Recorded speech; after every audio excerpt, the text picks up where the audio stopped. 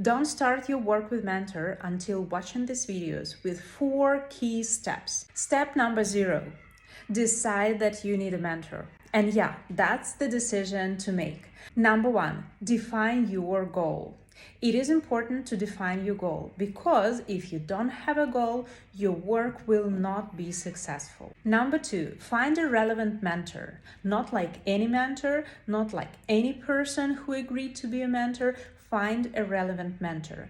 If you want to be a gaming PM, don't search for a B2B product manager to be your mentor. You need to find a gaming PM that will help you in your path to your gaming PM role. Number 3, prepare for the session.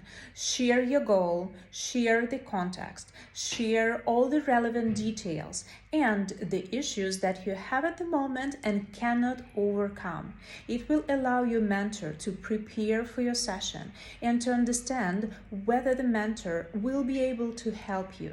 Number 4, the final point and the most important one. Don't expect the magic. There is no magic in our world. Your mentor doesn't have a silver bullet. They doesn't have a magic template for you. So prepare yourself for hard work and don't expect something to happen just immediately.